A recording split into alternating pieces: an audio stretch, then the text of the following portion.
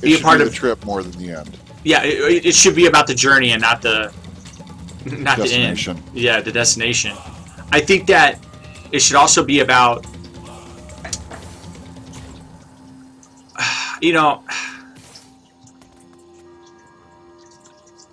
yeah, it should be about the journey. The in-game is something that if you do have something else besides in-game, it works out better. WoW, the game is so old that in-game is probably the most important part of it. I like that they're bringing in new users, but I think the biggest thing the biggest thing we need to worry about is the community. Like the end goal should be the community to do stuff like this, to make tracks, and we're not even playing the game like normal people play it. Like we're using an add-on to make tracks to race. That's just something that I know I've never seen in a game before, and I think it's really cool. I think the end all be. I think if they start including stuff like the army fortresses, give us the ability to make fun for ourselves. Yeah, exactly. Also, having I think as far as PvP, if they don't bring back the arenas, I don't really care. But what they should do is do more things like Sunken Harbor, where it's open world locations where you can just jump in and start PvPing. Because in any gaming community, there needs to be a villain. And I know that sounds DC cliche, but let me explain. There has to be somebody who, like Chapel is starting to get this stigma on him. Like, he sits in Sunken Harbor and he shoots people in the head all day. No, he doesn't. But that's his form of amusement in the game. Exactly. But some people are like, that's OP, blah, blah, blah. We need that. We need that. I think a little bit of animosity is a good thing, especially in PvP. Like, fuck that guy. He's always there. Because you know what? Because then people are like, I got to get better than him. There has to be a little bit of... There has to be an anti-hero. There has to be someone to hate. You know what I mean? Like, there has to be somebody that just drives... And I think if they start introducing, like, army, like, buildings that we have to upkeep and it can be attacked, like in Conan, we can fucking... That would be awesome. Wasn't that in talks about having bases and stuff? Like, armies having their own Yeah, bases? it is in talks. But I think sooner than later it might be a good idea. I mean... Because they lost a lot of streamers when they took off PvP. Because let's talk about streaming for a second, and we'll get back to the world PvP and the castles. Most people stream for a couple reasons. One, because they're PvPing. Two, they are playing a game that they want other people to see.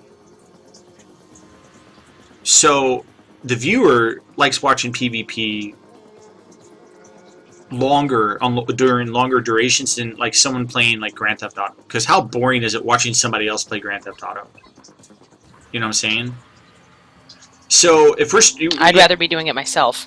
Yeah, exactly. You know, we're streaming PvE, but PvP is a better streaming selling point. So I think that I think they should take what they did with Sunken Harbor and do it in other areas. But there should be something I think they should also do something there that is dynamic in the world to make it a little bit more like an announcer. It calls it out, like World of Warcraft when the treasure chest drops in the arena in the jungle. There's a guy that calls it out, and it's a free-for-all. And people go there, and they fight for this treasure chest that could have stuff in it. I think that might be something they should do in-game dynamically. Well, and that's kind of what... I'm sure that's a piece of home game, kind of. I mean, it's to get people there to challenge for that, too. Yeah. But there's got to be more to it. I get it. So back to the streaming thing that you were going to speak of, though. Red 5 needs to look at the streamers more. Not just hanging out with us. Giving us support. Giving us stuff like maybe offering deal. Like right now, you can't really gift anybody red beans. You can't buy a code and give it to somebody. That just doesn't. So what you're trying to, like, if, say, we do the figure 8 race and we want to give something away and it's not another game, it's something within game we want to give to somebody. Absolutely, because right now, Yeah. I have, for instance, I have 4 skins right now that I wouldn't, or 4 war paints that I wouldn't mind throwing up as prizes, but getting them to someone else is a huge challenge. Okay, all right. So real quick, Wraith is getting a copy of BioShock Infinite. Nice. holy shit! Because I looked through her games that she has, and I've played through the entire game, and I was completely enthralled with the story, and as well as it being a fun play, and seeing that as she has Skyrim and a few other games, Mass Effect and stuff, I figured she might really appreciate this game, be worth playing it. So, Wraith is getting BioShock Infinite. Congratulations. So that's awesome. But to focus on the point, if we had stuff from Red 5 that we could purchase, small, like, hey, we have the top 3 players get red beans. You get like a $5 red bean stack, and then there's like 50 red bean stacks, like $1 or $2. That would be great for us, and the ability to give them the code. Or, yeah, purchase them as a gift, a tradable code. That's the big thing. Like, I don't mind spending $5 of Cast and Ash funds every week to give out red beans, because that promotes the game. That's the problem. We're giving out other games in a game that we're playing and we're trying to promote, and I don't want it to take away from anybody. I mean, I'd rather be able to give stuff away that's in game to promote the game more, because I mean this community is really great, and it has a potential to be even greater, but we just need more tools.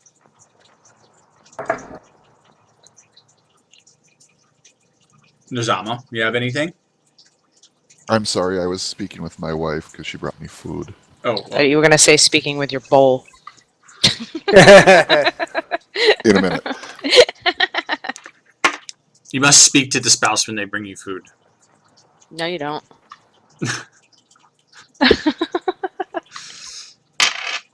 Say, get out, bitch. No, I'm just kidding. You'd never say that. One other thing that I was going to bring up is, we're looking at remote production through Make TV and some other ways to do it. There's a really great built-in streamer that works wonderfully, but unfortunately it only goes to Twitch. So what I have to do is ignore that and load up my own streamer, and I would love to be able to direct that stream where I wanted to.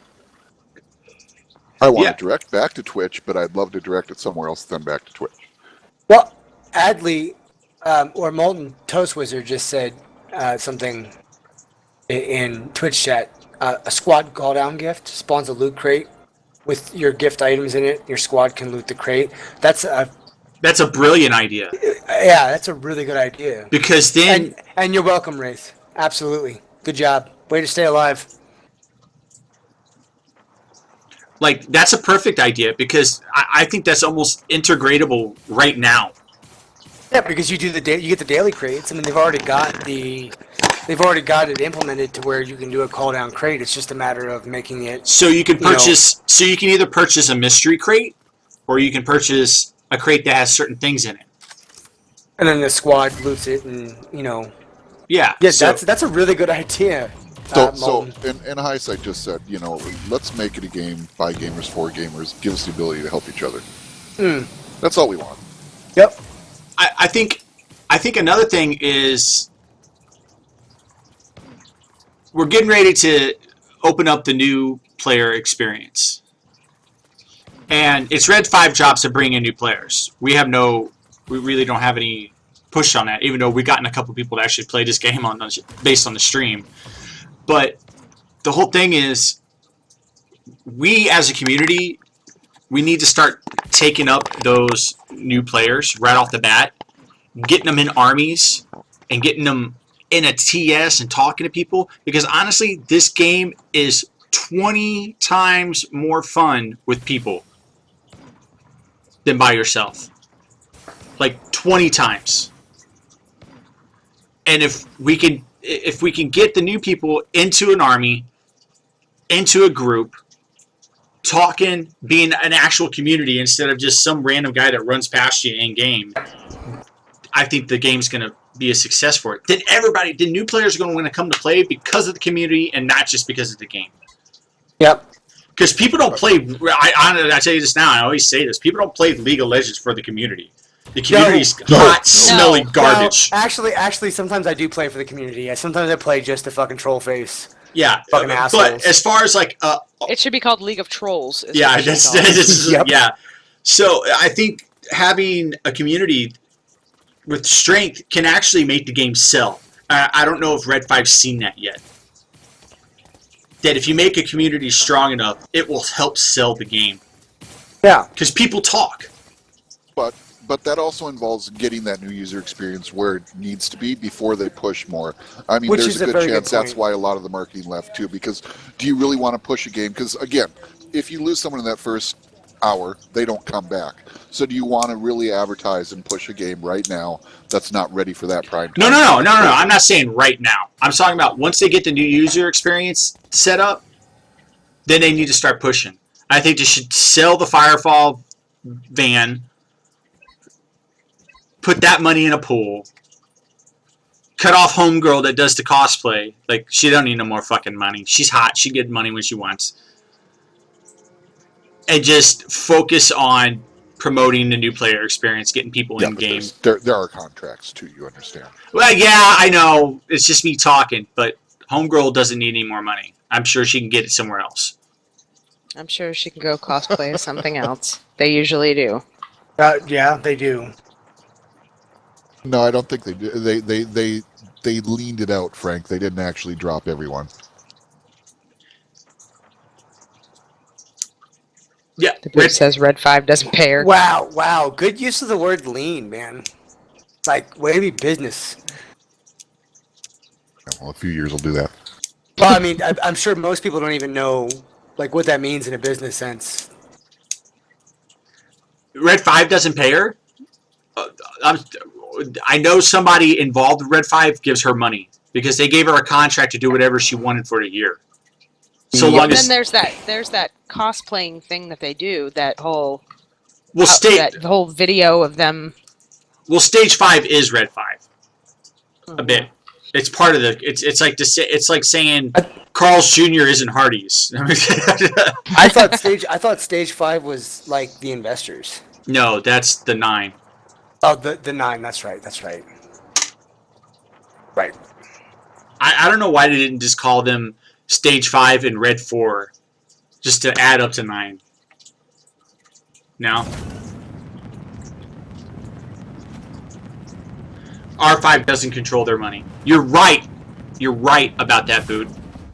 I'm not saying Phobos writes her a check, but the people who are writing checks are writing her a check. And I think they should go ahead and just quit paying her and throw that back into the Red 5. Like, if I could pay Lemon King more so he can actually integrate Rain into the game. That's what I'm saying. I'm being brutally honest.